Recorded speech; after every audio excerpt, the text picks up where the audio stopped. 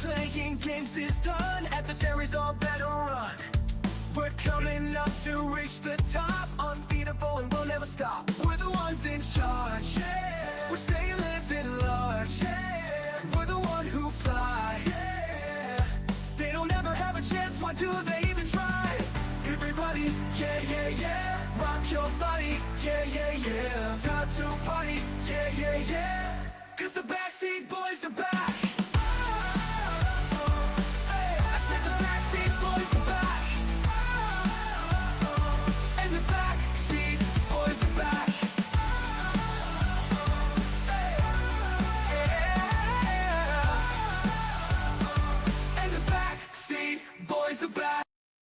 Hey everyone, welcome back to the SPOCAST. Johnny Cashmere here. We're going to be getting some peeps in here as usual. Who's up first? Let's get the other backseat boy in here. What's up, Thomas?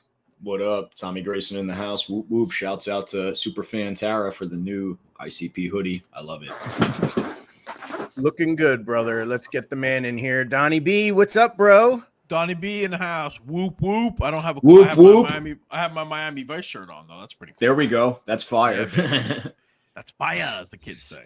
Nice, dude. I love it. How we was get the some fire party? emojis at the bottom? It was great. We'll talk about it. We'll talk about it for a little bit. Great. The show starts. Before we get started, we have a special guest, everybody. Last week, we all remembered to give him best well wishes. He's with us right now. He's up. He's alert. Ladies and gentlemen, Brian Logan. What's up, Guy? Thanks, guys. Good to see you. Good to see everybody on the screen. I saw some of you guys over the weekend. I want to thank all of you for your well wishes, because I can tell you there's probably not a worse place to be, except maybe jail, than in a hospital bed for a week. And it was really, really rough weeks. Anybody, if you're not feeling well, get seen. Don't blow it off. Don't blow it off. A lot of times we think it's nothing and ends up being far more critical than we think it's going to be. Well, I'm glad to see you upright, Gay. Yeah. You look good. You showed up at the event Saturday. I wouldn't go that far. I wouldn't either. Donnie, he looked the best he's ever looked on Saturday. Now, listen to me. Yeah, listen, guys. Tommy, Gee, let me just put you over for a second. Yes. Tommy Grayson knows me, for a while now. Johnny really knows me. So what I'm about to say is the truth. I really don't give a shit, and this is I really don't care too much about too many people from the world of wrestling. I actually care about Brian Logan. So I actually like Gay. I always did. Just because we didn't hang out, quiet, I'm putting you over. Just because we didn't hang out or talk for a long time, it doesn't mean I didn't care. I actually truly liked Brian. I do. I'm glad that he's upright. I'm glad he's out of the hospital. He's one of the few people from my time in the business that I'll actually stop and have a conversation with. And that's not a put down. It's just reality. I like Gay. He's on the 10 fingers that I have of people who I actually liked from the business. He's one of them. So there you go. You should be honored. Thanks for the kind words. I am honored. And thanks for the kind words anyway. I'll sell out. Speaking of honored, you owe me 50. Brian, speaking of being honored, we have a little gift for you. You're now a permanent fixture of the Bad Area graphic. I will ask you to look at the personalized license plate. Donnie, how do you say that? How's the vocal inflection go for that license plate? How is Gee? How is Gee? The words of Mr. Tanaka. How is Gee? We should have recorded that soundbite. I would have used that every day of my life. It would have been like answer machine. That is a like Pat Tanaka. Pat Tanaka of the Orient Express loved Gee. That's Pat Tanaka, as opposed to the other one. Thank you. Well, people might think Toro Tanaka, who answered the door in the Pee Wee Herman movie. Yeah, or maybe from the Midnight Express. I forgot it was the Orient Express. Ooh, that's kind of, you allowed to say that anymore? It's Asian Express. Orient? Yeah, I mean, that was the name of a team. Right. Name of a movie, too. The Orient Express, Lee Marvin. Whoop, whoop. Backseat 2, whoop, whoop. JP in the house. Whoop, whoop. That's how you do it. What up? Is it whoop? Whoop with a P or whoop with a T? Whoop. It's with a P. All right, cool. That's what I thought. Like that, I'm down. So I'm down with the clown. Like I'm a whoop your ass. Like it's spelled kind of like that. Yeah. It means hello, like goodbye, and a third definition, which you could Google because I'm not repeating it here. Ooh. Right. So, Guy, we were happy to have you at the event Saturday at Gremlin House. It was our first time there. It was the same building we ran Enough and Necessary in. and you looked great. The event was a lot of fun. We're going to recap the event, and we're going to have Yaya the Gremlin on here in a little bit. So here's the show for tonight. We're also going to talk about some cool stuff. Check this out.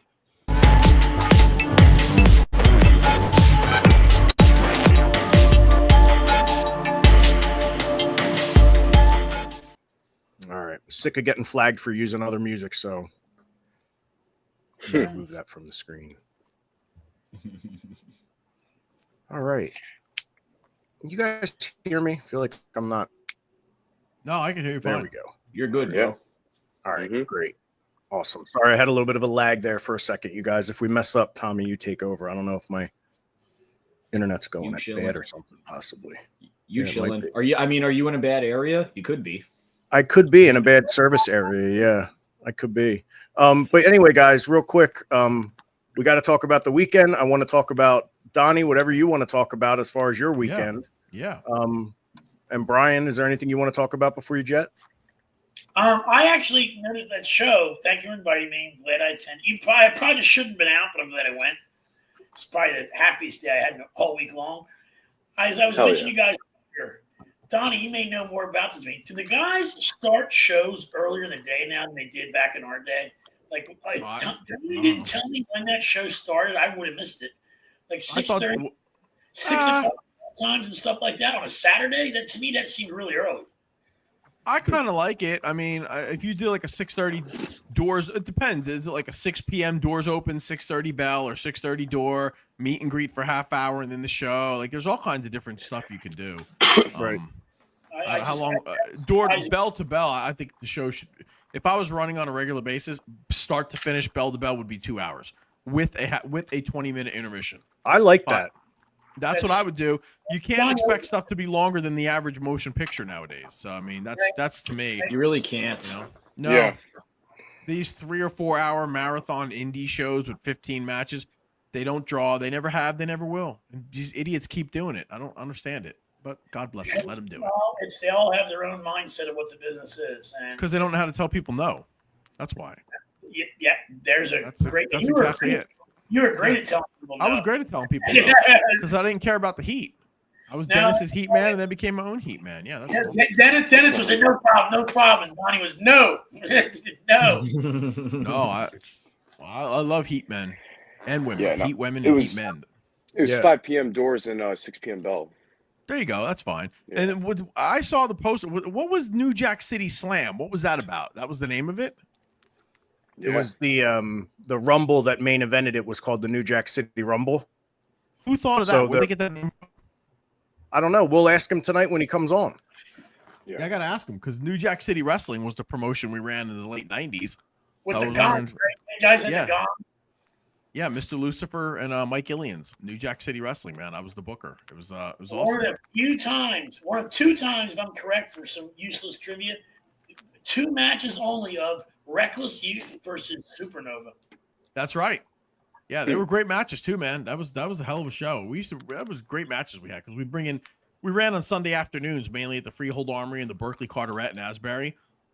And the philosophy was we could get ECW guys from the night before if they were in town to come to our shows. It was cool. I liked it. It is a great deal. Like when John, Jake, and Paul and Karina ran the weekends, they get all the guys. They have an extra day.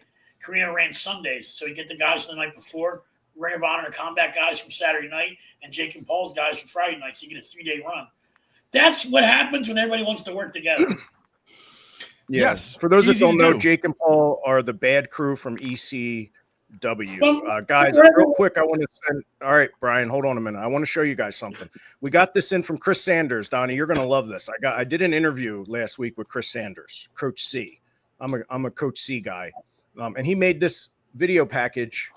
The actual thing comes out soon. He actually made these little graphics too. So first, he made this best. Oh, let me get that off. Sorry. There we go. Best for Business, the name of his show. So he made that, and he made this. So I'll be on it. It drops this Wednesday, or Wednesday 1/22, the 22nd at 5 p.m. And check out this little preview he made. Donnie, you're going to especially like this. With you, I never have wrestled as hard as I could wrestle ever. So I don't even know what I'm actually capable of. I think it was like the very next day I texted the Graysons. I said, out of everyone I met yesterday, I said, you guys are the ones in my mind today. And they just seem to check all the boxes. It's a tribute band, but it has original music. The Backseat Boys were originally supposed to be 4 members. It was like a figment of Donnie's imagination. Hey, you two would be great. The man who ended up going by the wife beater. And then the other one was a guy named Flex Wheeler. Donnie was thinking of the 4 of us. But we were already in CZW. We were already kind of the top tag team everywhere. Gave us like their belts when we were CZW talent. I remember me and Trent looking at each other like, what if as soon as you hit the top, we're already going right down forward. He beat Trent for the first ever PW heavyweight title, and he beat me for the first ever SPO heavyweight title. We had no choice, and he was just like, yeah, I'll do the best I can, man. And he went out there and killed it. Never say never. That was very cool. That was very good. He did his homework. He sure does, man. He does a great job. Awesome footage in that. He's great. He's so talented, that dude. He I like is. the never say never part. He's going to come on here to talk about it once the interview drops. He's going to come on and be a guest, he said. So nice. We first met Chris when he was about 13, 14 years old or something like that, going to XWA out in Rhode Island for their Thursday night Throwdown shows. Those were really awesome to do years ago. I mean, back in New England. So we're talking. So we're talking 2017, 2018, maybe 2019, just to put everything into context. So, we're, still as green to the business as, grass, but in the same time, we obviously created enough of an impression early on that, he puts just as much into wrestling as he did his fandom back then. So, it's always cool to trace, the trickle down effect of wrestling, and how it, people follow you from, all these years, and eventually, they get in, in different ways. And he puts his time in, that production, the production of that video is better than, 99% of the stuff I see out there. So, I'm a Coach C guy, and I'm happy to have played a part in his story as he has ours. Oh, yeah, man. And while we're at it, we might as well remind people to follow the Backseat Boys on social media. On your screen right there on Instagram, it's at the.backseatboys. On X, it's backseat_boys. Facebook, the Backseat Boys. And check this. If you want to watch Trip TV, that's on the Backseat Boys YouTube, which is Backseat Boys 845. So check all that out, everybody. And Donnie, did you see in Florida? You got to watch for falling iguanas coming up. Oh, God. I saw that. They're freezing or something, or it's cold down there. They're evasive down there, and it gets cold, and they just fall out of the sky and just land on people and hurt people's necks and stuff. So you got to be careful. I mean, the thing probably weighs like 10 or 15 pounds, right? Like, I don't know. Maybe that's a lot. I don't know. Is that big? Yeah. If it hits you on the head, that's real big, man. They say swooping owls can break your neck. Feed it to that cricket or whatever you have in your fish tank. What the hell is it? What is it again? We'll have to talk about the mantis shrimp. Yeah, he wasn't doing so good. I got an announcement to make. He didn't look so good. I think he was dying, so I took him to the local aquarium place. They found him at home. They nursed him back to life. I didn't want him to die on my watch, so. Hold on a minute. You put money out for this gimmick, and you had it brought to your house, and you did this big spiel, this mea culpa, this 4 years ago, these birds, how it's going to be, and you're going to change the internet by doing this. And wait a minute, the thing did the job, and you gave it away? It was going to do the job if I didn't give it away, and I didn't want the PETA people knocking on my door. Well, wait, what? It probably was too cold. They can't be shipped any, like the temperature really sensitive on this thing. There's a lot. Wait. We got a lot of questions was here. Perfect. Yeah. Brian's going to investigate. All right, Brian, aren't you? All right, Brian's got to go now, everyone. Make room for the mantis, not the worker from Pittsburgh. What? The mantis. There's a modern mantis, actually. There is? Yes, I'm a fan of the mantis. He's from New York. I didn't know that. There's manti now. Johnny, what happened to this thing? You put it in the fish tank and it died, or it was going to? How do you know it was going to die? It was on his back. Things aren't supposed to be on their back. All right. So like maybe that. It was like sleeping or something. Yeah. I don't know. Whatever. So I took it, and the place tested it and brought it back to. I don't know what's wrong with the tank. I have no idea. Saltwater tanks are not easy, guys. I got news so wait, for you. Are you getting it back, or it's gone? They actually already found a home for it. These things go so fast. So they just gave it to another family or something, or Yeah, I didn't. Yeah, either that or they had to keep it there forever. Oh, all right. So they were probably happy. I'm sorry your journey into mollusks ended so poorly. Donnie, do you have any aquarium space at your house I can borrow? I did have a fish tank. Borrow it, like return it later. I'll never have a fish tank again in my life. We had one for like 2 years. I was the only idiot that cleaned it all the time. It was the shits. It was terrible. My kids didn't care. And the worst part is we went on vacation. We had a goldfish in there. And like an idiot, I went out and bought this auto feeder thing for $50 when I could have just bought another goldfish for like $3. I don't know what I was thinking. And then did Johnny already destroy his new fish tank? Oh, no, Phil. Yeah, welcome to the conversation. Johnny's fish lasted 24 hours. Barely. I was kidding. I'm so sorry. No, it didn't do the job. He had to give it away because it was selling. It was selling in the fish tank. It took a bump and was selling and feigning, like working the gimmick. And Johnny had to give it away to an aquarium. They gave it to another foster family or something. Okay. I took a lot of liberties with that story, but that's pretty much it. Donnie, that was over. It's not going away. Has a nice home in the country now. Yeah. Gosh, I try to do something nice and get this friggin' thing and get some views on Facebook and social media out of it. And I didn't want it to die. That's Remember, all that Phil, happened. how we built it up for like a half hour straight? It was the second coming. It was like modern day Beast Wars. It was going to be the greatest thing of all time. Right. He came down from the mountain with the 2 tablets and this gimmick monster or whatever it was that could kill things with one shot. Gotta entertain. Did he entertain? Oh, we were entertained. Johnny, remember the cat that you got? I got this cat. It's great. And guess who housed the cat for 8 months? Dude, I don't want to say anything, but that stuff. I feel as if you had this mollusk or whatever, if this thing was like fully operational, we would have definitely got a shot on being on the Busted Open network at some point. Now you just blew that, John. They're still trying to get me another one. I haven't given up yet. No, you don't give one back to you. You've already failed. No, I'm not getting the same one back. Like, no shit, that guy doesn't want to go back to your house. He's like, no. He's moving his little claw around going, no. like really hard. All right. Well, we got to get into our discussions now. So, Guy, this is when you go. Yeah, unless you want to stay and talk about it, but you said you don't. Don't overstay your welcome, Guy. Yeah. Get out. Because you cut us off anyway. Leave him wanting more. No, you're welcome. Y'all are messed up. Guy has left the building. Talking about that, he had to watch my cat for 4 months on here. That gets you kicked off the SPOCAST. Yeah, that's K-Fab, brother. K-Fab Caruso, brother. And it was longer than 4 months. Oh. Yeah. So, all right, you guys. So, all right. Well, first things first. Let's welcome the president properly. President Phil. Howdy, gentlemen. Yes. Hello, Philip. You already know. So now we got 2 different topics that we're going to be discussing. Yes. A lot of people are interested in hearing us talk about AI and what we could do with it. In addition to the wrestling trends that have been going on for many different generations. I mean, it goes back to people wearing the good old fanny pack to now the kids wearing the Pit Vipers or still the Zubaz, or when you go to Japan rocking the legendary Ribera Steakhouse jacket.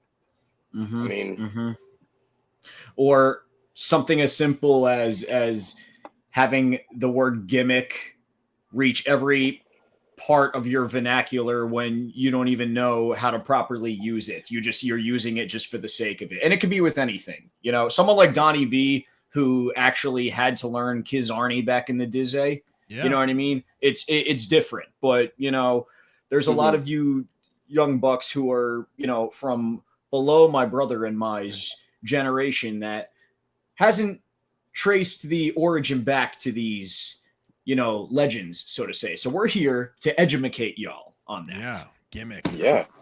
I mean, there is a moment in time. Yeah, JP, I would say it's probably like 96 or 97 at the Downingtown Farmers Market where Lupus, Kent Porter, had locked his keys in his car, and we were trying to figure out how to get in the car, and there was like 8 of us huddled around the car, and this was the sentence. Somebody, I think it was Rocco Dorsey, was standing there with a screwdriver and a hammer, and Rick Ratchet said this phrase, and all of us knew what he meant. He said, and I quote, "Put the gimmick in the gimmick and hit it with the gimmick to open the gimmick." And every single one of us standing there, as God is my witness, that was said. And every one of us was like, "Oh yeah, he just means put the hammer in the screwdriver, hit it in the the trunk thing, the keyhole, and it opened. That was the phrase. Put the gimmick in the gimmick and hit it with the gimmick to open the gimmick. Yes. That was a real sentence that was said in circa 98, maybe. But yeah, Nova, Dorsey, Lupus, we were all there. We heard it, and we all. I'm like knew what right it there meant, with it. I'm understanding. I was like, yeah, you do the thing with yeah, the Phil, thing. you knew, yeah. Yeah. If you're of a certain genre of the business or a certain time frame, you would know exactly what that meant. I've used the word Iggy a few times, and people didn't know what it meant. They never heard the phrase "give the Iggy," or then he hit him with the Iggy, or gave him the Iggy. Like that blows my mind. But whatever. The Iggy, the Iggy, the business, you know. Give him the whatever. business, brother. Yeah. Mm-hmm. So I tried that with my wife once. I gave her the business. It didn't go over too well. So JP, what? Oh no. What exactly? I just want to go around and get everyone's thoughts, opinions, or again, like if we were to talk about just anything, right? Like, let me ask you, like Donnie, like, were you a Zubaz guy, and were you rocking the Reeboks and the Zubaz with the fanny pack? Let me tell you, okay. I went to Ocean County College for 2 years. I got my degree there, and then I got my 4-year degree, my bachelor's at Stockton College. My first day of Stockton College is probably, I went in the spring. I want to say the spring of '93. My outfit, the red, white, and blue American Zubaz that Lex Luger wore on the Lex Express. A Anytime Fitness muscle shirt with the big collar with the giant sleeves, only half up because I had a little bit of abs, and the Automix training shoes. That was my outfit on the first day of Stockton College. Wait a second, was it a straight halter top, or was it like kind of diagonal? It was like 3/4 down. It was the diagonal shirt, like the flash dance kind of look, like a big oversized muscle shirt. That's you gotta what I wore. Please don't tell me there were knotted tassels at the bottom. No, that's what I wore on my first day of college. And then I had, probably a month into it, we had a dinner for one of the fraternity. I was in the it was called Alpha Lambda Epsilon, whatever it was, a criminal justice fraternity. I went to the dinner in red or purple and green Zubaz tank top and my gold chain. That's what I went to with the dinner to that. And I'll tell you what, I was over like Grover, brother. Oh yeah. Stories that I can't tell on this show, but let me tell you, I was over. Birth of my first day of college. And when I went to the dinner, and every day I went 2 days a week because I had a split schedule. I didn't care about it. I just wanted my degree to get out. But I was way over at college, bro. Way over. Yeah. If the halls of Stockton could talk, I'll just say that. I've been married for 19 years, so I just want to put that out there. I'm happily married, but if the halls. Johnny, how about you? Did you ever own a pair of Zubaz or? Never. I always refused. I was always too into fashion and hated Zubaz. But I'll tell you what, when I got in the business, I was trained by the Pitbulls, and they both wore fanny packs, though. All the time. And with Zubaz. So it was, modeled in front of me. And me and Trent both said, like, we will never wear fanny packs. Until you got me a fanny pack, I had never worn a fanny pack in my life until like 4 months ago. I think the Gathering was the first time I ever wore a fanny pack. Oh, because I learned like early on, and like that while it might not be like hip, it's a necessity because it's essential. It's essential. You have all the it's a gimmick for all your gimmicks, brother. You get all this extra storage. And anytime you need to go, like say you're at a fair show or a Six Flags, for example, and you want to hop on a roller coaster and you don't want to have to, leave your stuff. You just strap or it the to airport, or the airport. Right, going on a plane. That's like an extra carry-on that doesn't even count. But as far as the Zubaz, brother, I have to admit that I'm wearing my camouflage ones right now, brother. Is that a certain team?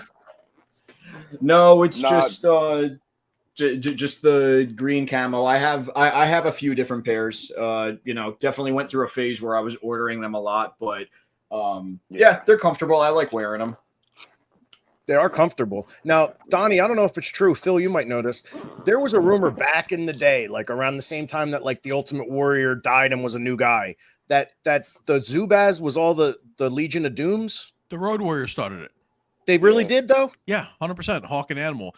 They got that. So. That fashion was around for a while. It started out in Muscle Beach. And the concept was guys with these giant pants because they were bodybuilders, or their legs. That's where it started from, the bodybuilding community. And then the Road Warriors were the initial. I don't know where the name comes from, but they were the ones who started it. Hawk and Animal, 100%. I don't know if they sold it to somebody after that, but they were the ones who started it. I'm looking it up to like see what I can find. Well, now regardless of what it says, I know that for a fact. I had conversations with Animal about it. He said, yes, we started the Zubaz brand. We talked to Animal this weekend, didn't we, guys? How? He's dead.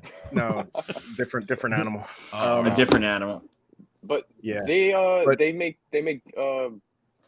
I think they have sports like for all the teams, like football teams and whatnot. They have like all the colors and the stitches and all that. So I think they have like, again, if you're national sports team, I think you can actually get like your own brand for Zubaz and whatnot. Oh, that's cool. I didn't know that. Yeah, I think you can. Giants, everyone. Yeah, every team has it. It's pretty cool. Actually, we liked them. It was just comfortable. The fanny pack, I wore it once or twice. Believe it or not, as an '80s guy, I didn't like wearing stuff. I wore the fanny pack very rarely. Very rare. Even as a promoter, I really didn't wear it that much. It's perfect when you're traveling. I gotta agree with you. Yeah, no, I'm with you. I'm with you. Did Trent wear it a lot? No, we both made fun of him. We promised we never would do it. I did once or twice. But then again, like the only time I'd want to wear it if I didn't trust the locker room, like put my shit in there, my stuff in there. Like, and I always did. I never really brought valuable stuff into the locker room. If it's the kind of locker room where the undercard battle royal guys eat the catering, I had no money in that locker. I had if you remember correctly, at Clash of Champions or Contest of Champions, I had my own locker, my own dressing room. The Sting Myself dressing and room. Steve. Bro. Oh, you know him as Sting. Man. But Johnny, don't you think a fanny pack is sort of like your own utility belt? I think you guys Johnny hear froze. me? I can hear you. That's the greatest picture ever of him on there. Right, that was a perfect picture, Johnny. Like you literally froze right at. Yeah, Sorry. you were frozen. Sorry you had to see that. My bad. It's all good. We're not. Well, maybe back in your guys' day, you would wear it like more around the waist, but like, I mean, you can't really see it, but I mean, do you have a crossbody? I do the crossbody gimmick. You know what I'm saying? Like, I feel like my fanny pack is nah, man. Nah, it's. I don't know. I think a lot more. I like wearing them that way. That crossbody. I like that. Mm-hmm. I've tried it once or twice. It just, I don't know, something doesn't feel right. You mean crossbody on the fanny pack? Like a cross your strap. I've seen a lot of men doing that. We were at the Freehold Mall last week with my daughters and my wife, and I'm telling you, I must have saw 50 guys walking around with that. And I just was like, listen, this is just me at 52 years old, man. It looked like a purse to me, and I just don't get it. I'm not healing anybody. It's just not my thing. I mean, I get it. They're thinner than a purse would be, but that's the same kind of impression I get too. It's so I was just whatever.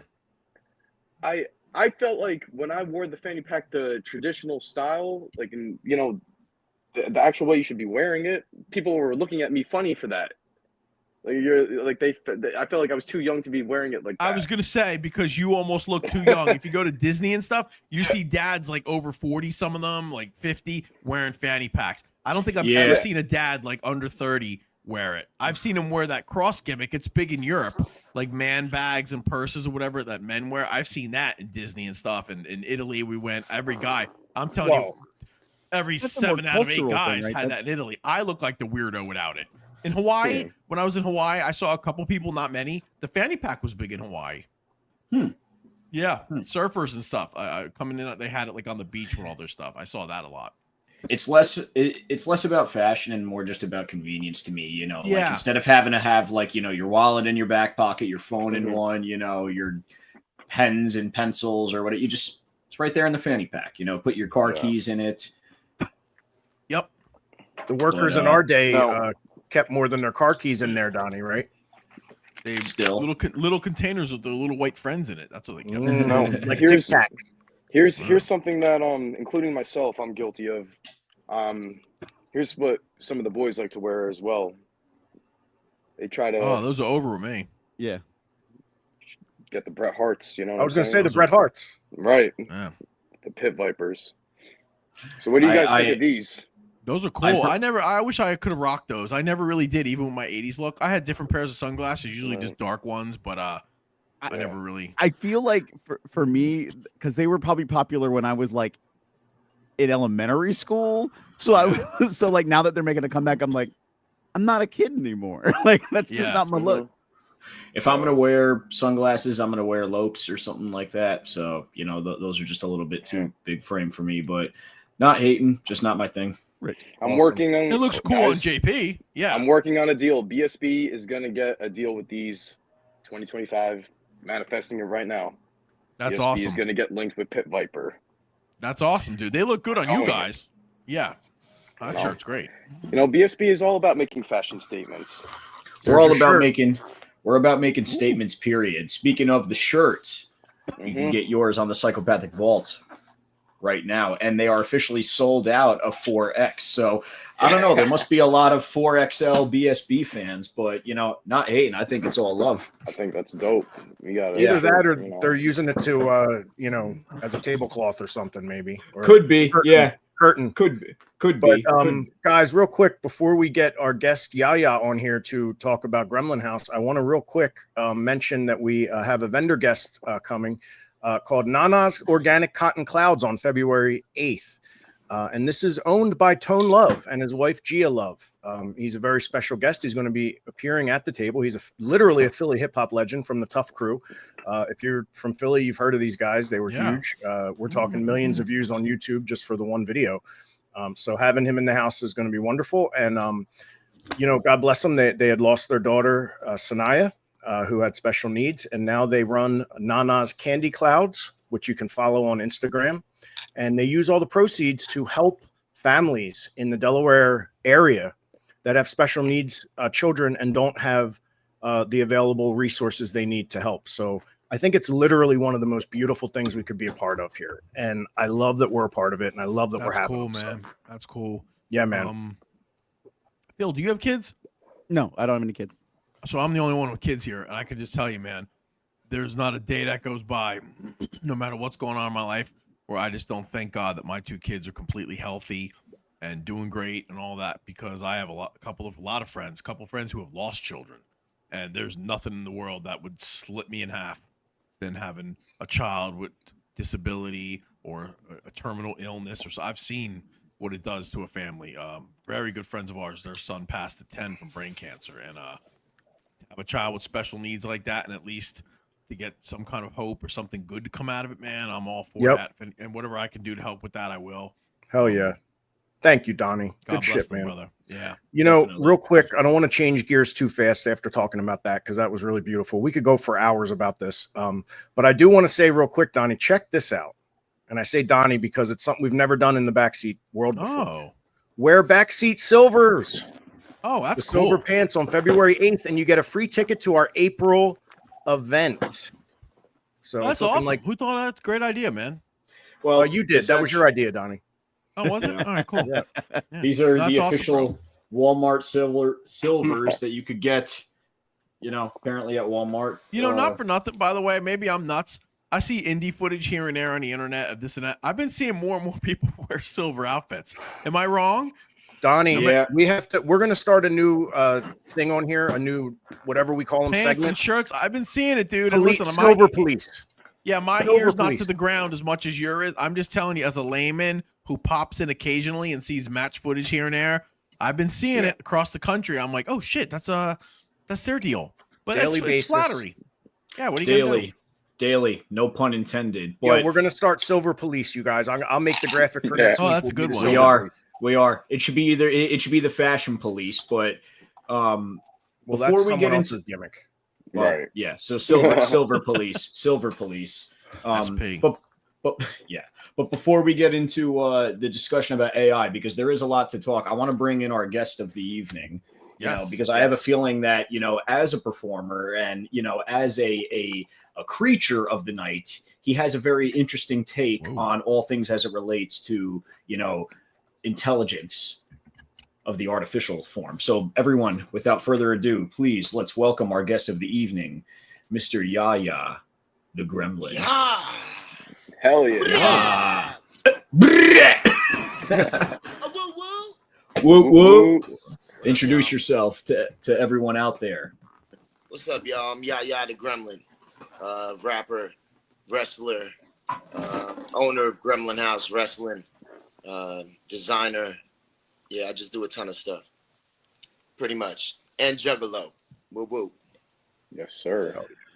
So talk about that real quick, because we just kicked it for the first time this past weekend. You had a dope show over in Gloucester City, New Jersey. I want to hear about your story. You were telling me some stories about the second ever gathering when you were I want to say a teenager. So just time is yours, please. Let's hear from you. Yeah, pretty much. I was telling you, trying to tell you how long I've been down, man, and I started doing rap music when I was about 9 years old, and my first album came out around 11 years old. And the first time to perform was at the second gathering of the Juggalos. My two older brothers, he's 8 years older, the other one's 6 years older. They were kind of my influence on that.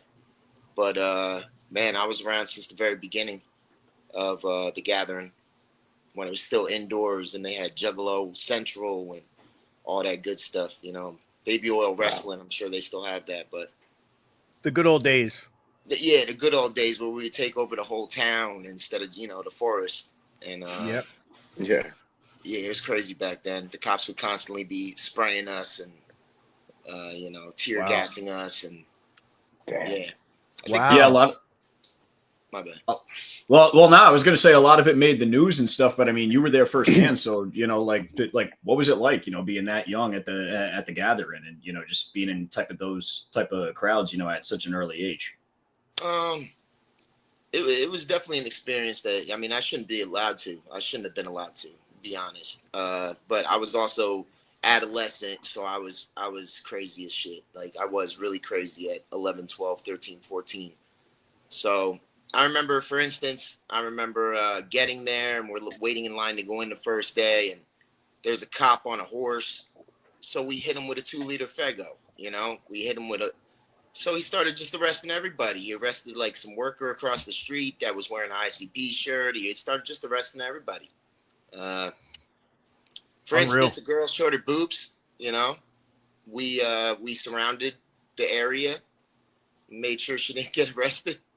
But then some of us got arrested. It was different back then, man. They used to arrest us back then. Just putting it out there. Yeah, you were blocking downfield for the boobies, man. That's good work. Got to be done, bro. You weren't allowed to show boobs, because it was in like a convention center. So they were like accosting juggalettes for showing boobs. Wow. Yeah. The juggalos show a lot more. That was the family, that was family era. So it was, I feel like juggalos would drink a lot back then and sing karaoke. Right. It wasn't hippied out yet because we didn't hit the forest. So we didn't all turn into hippies yet. We were just, party animals. I see. Yeah. But it was dope. One of the reasons that I wanted to have you on here is because Donnie B is one of my mentors, one of our mentors, and he's run wrestling federations and been a promoter since 94, 96, at least. Yeah, probably 94. NWA New Jersey, been around. And dude, what did I say to you at your event, Yaya? I came up to you and said, dude, you are a good promoter. You work your butt off. You're hustling, you network amazingly. You had amazing graphics. Everything came together tight. You ran the same building we just ran in July and had the same amount or more people. Dude, you did a great job. So I wanted Donnie to just sort of meet you and you guys to meet and just induct you into the solar system, brother. So great job. Nice to meet you, Donnie. And I appreciate all the nice words, Cashmere. I really do, man. I get a little weird in this wrestling business because there's a lot of niceness, and I like, I'm a little bit in my age now, and I'm not used to it. I'm really not, I'm training at the Monster Factory, and they have this thing. They were like, who's having a bad day? And you raised your hand. They said, sit down in this seat. Everybody's going to tell you why you shouldn't have a bad day and what's so good about you. Bro, I had to walk out because as soon as they started opening up, I'm like, I've never seen this in my life. I've never seen the love and empathy that the wrestling business kind of has. So thank you for the nice words. Trust me, I'm definitely not used to that. Here's some photos real quick from online. You guys, here's the T gimmick they did last Saturday night. Here's the chop heard around the world. Look at this. Look at the perfect picture. Donnie, look at this picture. Man. Yeah, that's you a big guys perfect are chop bro. there. Yeah. You guys are bullies, all right? I got one of my biggest guys. Oh no, not a bully. They are. You had the biggest guy on my team. I think one of you kicked him right in the balls. I don't know, but the receipts were there. It is true. It's true. Yo, Yaya, show us you, your shirt, dude. Show us your shirt. I love your logo for your Fed. Dude, that's banging. That is cool. That is fire. Dude, first time I saw it, I thought it was like the Eagles, bro. Like, it's perfect for the area you're running your event in, dude. It speaks to the Philly area. It really does. Yeah, we're doing we have the next show in Avenel. We might go back that way towards Philly. We just got to kind of plan it out. Honestly, we want big venues. We seem to not be able to stay in one spot. It's not a bad problem to have necessarily. Yeah, we've had the same problem, brother. We get it. I think that's why we see you as such a kindred spirit. Seriously, like, I can already tell we've been through some of the same shiznit. Yeah, no doubt, man. I'm seeing you guys on TV and online is totally different than meeting you in person. You know, you guys have the story about you. Everybody thinks you guys are some tough guys, man. You know, very talented, very outspoken, tough guys who kind of earn the respect, you know. Even if you didn't get along with somebody, they still respect you guys. You know, type of thing over the years because you've been around for as long as I can remember, you know? Thanks, man. That's really nice. Thank you. Yeah, you guys are veterans. It's real as hell. Dude, we are like honored to have you at our show, to have Gremlin House represented at our pregame show, at the Hanks pregame show, which is going to be just phenomenal. As you can see, Tone Love is going to be there. DJ Khalil is going to be spinning. Pat Sullivan from Knucklemania will be there after his fight. So this is going to be really big. Check it out. You can follow Gremlin House at Gremlin House Wrestling on Instagram and at Yaya the Gremlin. And he's going to have some friends with him. He's going to have Tay-Rock, the battle rap legend, will be at his table. Check him out at the real Tay-Rock. Tayroc. This guy had a killer showing Saturday night. Jumped over the top rope to the outside to get eliminated from the Battle Royal. And, of course, Velcro. Squad. At I Am Velcro. This guy is a rap rock star, owns his own label. Just a beautiful human being. I had a chance to speak with him, and he dove off the top rope to the outside. So you got a lot of good people coming with you, Yaya. I just talked to both of them yesterday, and they're excited as hell to be there and meet the fans in Chester and spread the word about Gremlin House, bro. Yeah, it's going to be crazy. Velcro's been my friend for a long time, very tied in with everything Philly. I know that the legendary Quilly was like one of the first people to comment on his post from the show, you know, New Jack City Slam. He was like, why didn't you tell me to pull up, you know? So stuff like that. I know Velcro's in the French Montana video. He's tied to everybody in Philadelphia, so it's an honor to have him around. And Donnie, you had a question for you. Who came up with the name for the New Jack City Slam? Me. That's awesome, bro. I in the late 90s, I was actually the booker for a promotion called New Jack City Wrestling. It was based out of Jersey. It was run by a guy named Mr. Lucifer, and it was we took the name from the movie, but it was all ECW and hardcore guys and good indie talent. And it kind of was the precursor to a lot of stuff, Ring of Honor and other stuff. We were way before them, but that was the name of the promotion, New Jack City Wrestling. So when I saw that, I said to Johnny, I've never seen anyone else use the name since the 98, 97. I was like, that is so cool, man. To whoever thought of that, tell them cool. I think that's cool. Definitely had like a background to it. I was friends with New Jack. He was going to be in my music video, and we had it all worked out. I was going to fly him out. And right, like 2 weeks before we did it, he passed away. We were going to do it. That's a shame. I liked New Jack. I knew New Jack. Not, you know, my brother knew him better than me, but every time I was around New Jack, he was cool. Like, you know, I never judge anybody except how they deal with me. As a promoter, learn that. Number one, Yaya, that none of the boys are truly your friend. They're just looking for another payday. They're cool and they're friendly, but realize that here's the thing you got to learn as a promoter. You're trying to get the most out of every single talent with paying them as little as possible, but fairly. And the boys are trying to get as much as they can out of you with doing as little work as possible. That's the hard reality. That's the truth. People don't want to hear it. None of the boys are truly. Ask yourself if you never ran a wrestling show tomorrow, how many of the people that you booked would actually give you a call? Not many. Oh, it's true, and that's I'm that's gonna fine. say I almost died 2 years ago, and in spite of besides my parents who heard I'm hurting in the hospital, pulled up. Nobody else. Nobody else. And that's the truth. Listen, the wrestling business can be fun. You can have a lot of friends in it and friendly people. But at the end of the day, if you can get out of the business with on one hand 5 true friends, bro, when you're done, that'll be a lot. One of them that I have is right here in the upper left corner, Johnny. But just you can have fun with it. I'm not trying to discourage you. Just be a good promoter. There's 3 rules of promoting that I always followed. Number 1, nobody gets hurt doing something stupid that could have been prevented. That's the first rule. Second rule is you have to be invited back to the venue. Even if you don't want to go back, you have to be invited back. That means you don't lose the building. You don't break, do anything retarded or dumb. Or number 3, the show should make money, even if it's $1. I don't care. I don't understand these guys that run an event and go, "Oh, it was great. I only lost $5,000." Like, what? But if you stick to those 3 rules, nothing stupid, make $1 and be invited back, you'll be surprised how easy the rest of it is, man. Any questions, lean on Johnny. Johnny's learned from me, and I learned from Jim Cornette and others. So Johnny has all my knowledge. And fun fact about New Jack, when he passed, I hit up somebody else and I said, "Hey, New Jack was supposed to be in my video.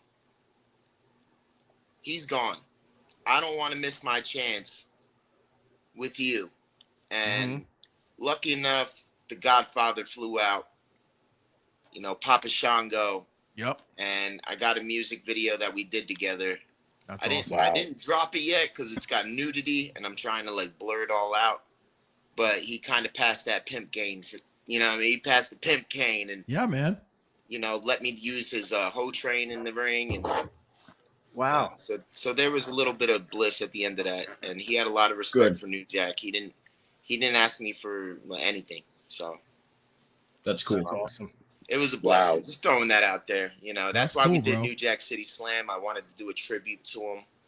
I got a lot of fight back for that. A lot of people didn't like New Jack as a person, which we all know, he was an asshole in ways, right? But yeah. He helped train Trent. We used him in PWU. We never had a problem with him ever. He was fine. I was just gonna say that, Trent is on record saying New Jack taught him how to arm drag and whatnot. So it's, and if you go back and watch, anytime, Jack was in the ring with the backseats, they always took care of each other, People didn't know that New Jack you guys could work. got history. I forget that. Yeah, New Jack could work. A lot of people they were like, New Jack can't work. New Jack could work. He could chain wrestle. He could bump. He knew what he was doing.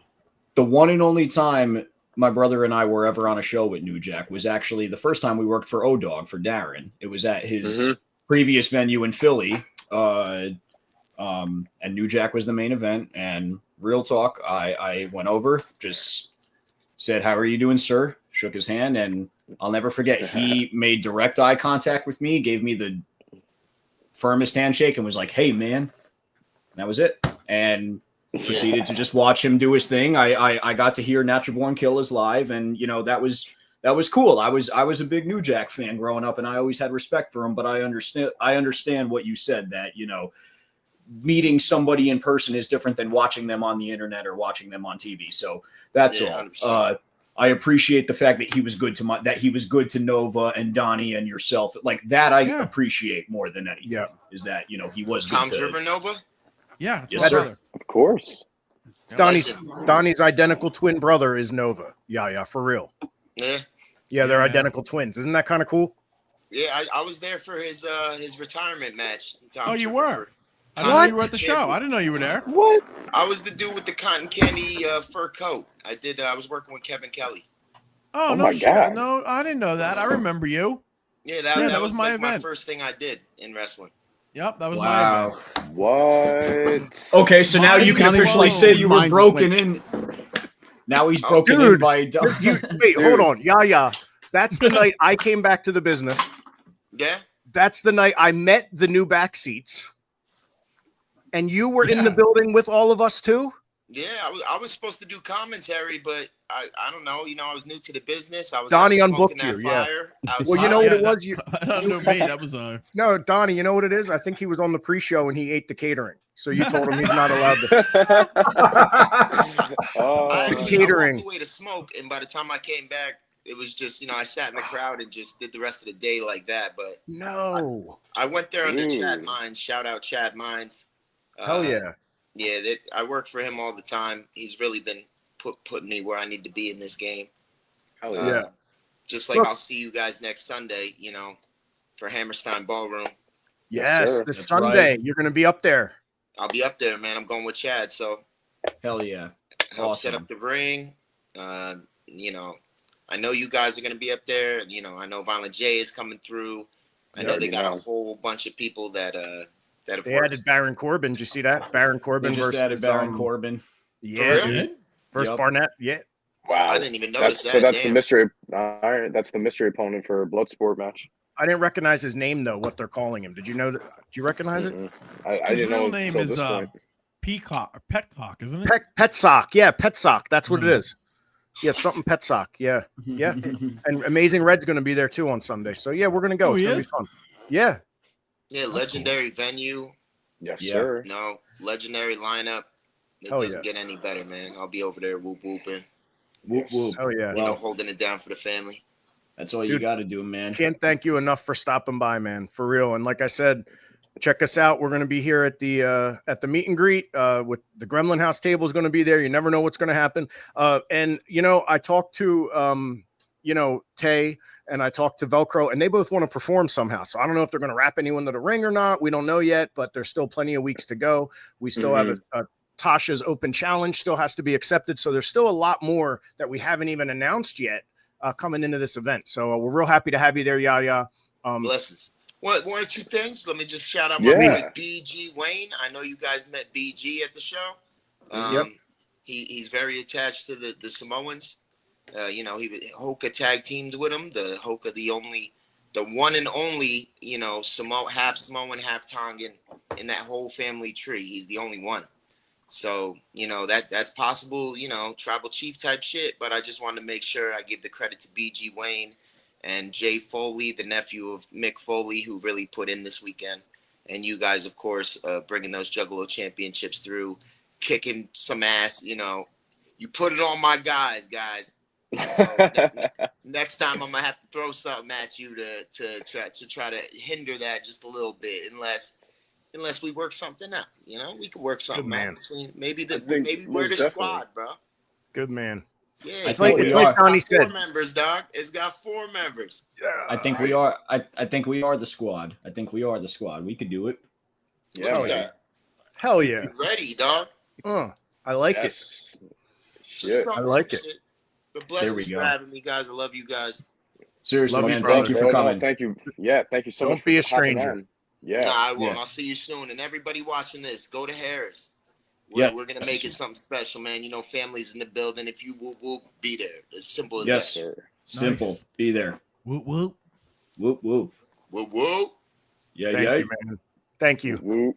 Hell yeah. That was awesome, man. I love you. What a nice gentleman. I love when people come by the house. When we invite people over, we make it nice and neat.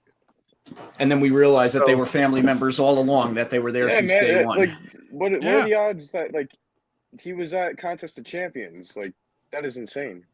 Right. Now he's a direct descendant of the school of the Bucci's, just like we all. Yeah. I was about to say that. So that's weird. He's a nice fellow. Yeah. He is. So Johnny can be his Lestat. Yeah. Well, now it's time for the main event, which I know we were trying to talk about earlier, but wait, before you talk about it, we announced a match this week that we didn't talk about. Yeah. The big match field. Right. Donnie, you see this? Wow. Donnie, I'm getting in between the back seats and starting to pit them against each other. We're splitting them up as singles. But no, it's time. They've never done a singles match in SPO. I think it's time. Yeah. No, that's cool. Nothing wrong with that. I think this is exactly what we need. Again, this is a change. This is a test for the both of us, seeing what we can do as individuals, but still represent the Backseat Boys brand and the name, and keep that name alive And again, I'm looking forward to this match. I've been training my ass off ever since, it was announced. I'm in the ring every single week. I'm in the gym every single day. And Griffin McCoy might be a top guy, but you don't know what's coming your way when you get in the ring with me. There you go. That's right. Good stuff, man. Good stuff. Make sure you follow us at SPO Wrestling on all major social media platforms. Thomas, I will shut my mouth now. Thank you, Jonathan. So last week, a certain wrestler, I'm not going to name them because quite honestly, I'm all for some discourse and market research, so to say, in the wrestling community. A wrestler out there expressed public disdain at the fact that promotions in Florida were using AI-generated entrance music. I myself and my brother currently bump the hell out of an AI wrestling theme, so I, of course, went to bat for AI. Now, here's the thing before I ask this question. What I'm referring to is not AI I'm not referring to AI as a whole in concept. I'm referring to the principle of using artificial intelligence as a tool. Okay? Just so that no one misconstrues what I'm saying. There is nothing wrong with using AI for music because it does not replace actual musicians or take a job away from actual musicians. If it is actually being done the right way, and if it is actually being done for reasons other than just creating stuff just to create it. You know what I'm saying? So in other words, if a musician or an actual engineer produces music, is it not as valid as, say, 4 record producers writing one song for Beyonce? Yeah, that makes sense. It's like the same thing as, let's say, musicians using auto-tune or using enhancements for their vocals or their sounds. You know what I mean? Are you going to take anything away from now musicians or artists that do things to change the way they sound or with their voice? You know what I mean? So again, we can go tit for tat with a whole bunch of these, again, this is just advancement in technology. This is, we got to go with the times and the changes in the industry with anything. Right. Right. So oh, go ahead. No, Phil. I want to ask Phil, Johnny, and Donnie what your guys' opinion is. So this is where I'm on the weird fence because I agree as a content tool, the things that we use to help edit, when an artist does use it to auto-tune, it's still the artist doing it. So I am a little bit honestly on the fence because I do feel there is an element of it does take away from the people who make music. 2 years ago, I got custom music made for me from an artist. I paid somebody who I was very happy to pay somebody to make music. That's outside of my skill set. I don't have that ability to do. Right.